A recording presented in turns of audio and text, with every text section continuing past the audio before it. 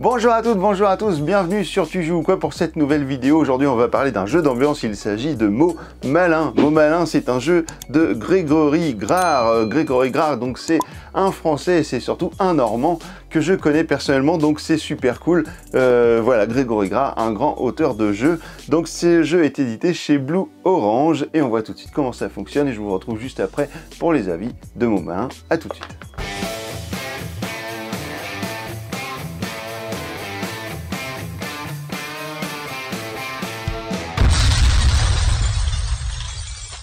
Voici donc le matériel de Mots Malins. Alors vous allez retrouver ici une abscisse et une ordonnée, mais je ne sais plus si c'est... Non, si l'ordonnée c'est celle la verticale je crois, de mémoire, mais je ne me rappelle plus vraiment de mes cours de physique ou de mathématiques, mais je crois que j'ai raison, c'est l'abscisse et l'ordonnée.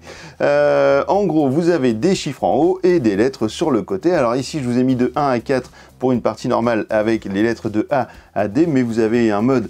on va dire un mode pour les pros, avec un cinquième ici, un cinquième chiffre et une lettre E juste ici qui va vous permettre d'avoir plus de choix possibles et donc de rehausser la difficulté. Vous allez également pouvoir jouer avec, si vous voulez, 3 chiffres et 3 lettres pour une partie express, voilà, ou plus de simplicité. Donc vous allez également avoir un petit sablier d'une durée de 5 minutes ici, des petites cartes comme ceci avec un mot de chaque côté et puis recto verso avec des mots. Donc sur une carte vous avez 4 mots, donc ça c'est super cool.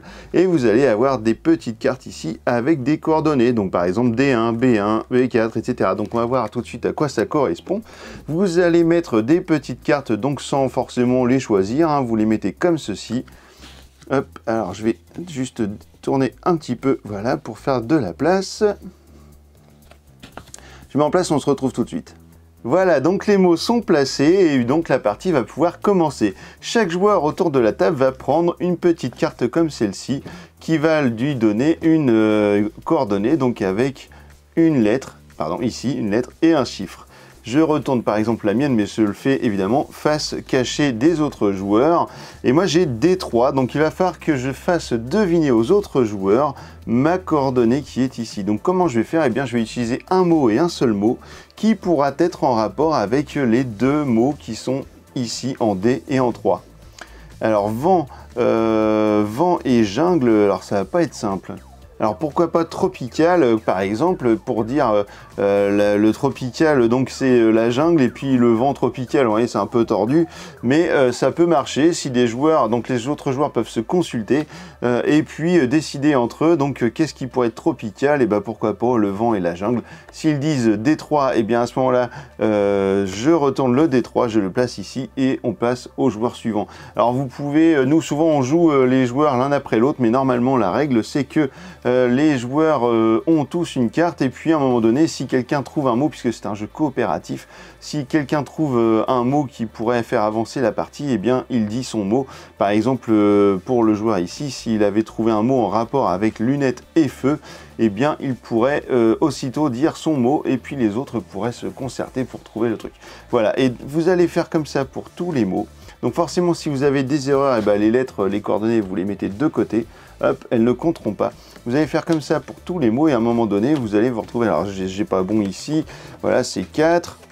Vous allez le placer par exemple ici en D2 et puis un dernier, allez, en A3, allez, un petit dernier en C2 et vous allez peut-être vous retrouver comme ceci avec un score comme ça au bout des 5 minutes et soit au bout des 5 minutes, soit au bout du paquet de cartes. Donc s'il y a eu tout ça comme erreur et ça comme réussite, et bien vous allez compter 1, 2, 3, 4, 5, 6. Vous allez regarder dans votre livre de règles et vous allez donc regarder quel est votre score. Donc si vous avez un score en dessous de 8 en mode classique, c'est-à-dire comme on vient de jouer, et bien c'est raté, vous êtes des gros nuls. Tant pis pour vous, vous n'aurez pas réussi la mission. Si vous êtes en mode expert, donc avec 5 lettres et 5 chiffres, et bien il faudra être un minimum de 12 pour marquer des points. Enfin voilà, vous avez compris. Vous allez passer des bons moments de rigolade avec ce jeu-là. On se retrouve dans un instant pour les avis. À tout de suite.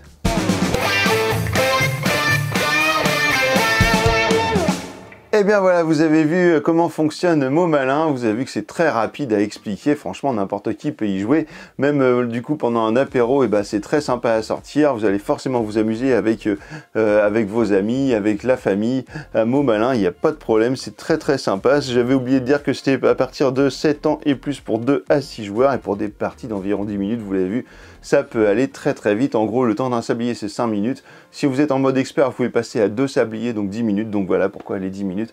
Eh bien, Mots Malins, moi je vous le conseille fortement, ça coûte vraiment pas cher. Et puis c'est un jeu que vous pourrez emmener partout lors de vos soirées ou de vos vacances pour passer des bons moments en famille ou entre amis. C'est super cool. Merci à Grégory pour Mots Malins. Et puis bah, moi je vous dis, maintenant que vous savez tout sur Mots Malins, et bah alors, tu joues quoi?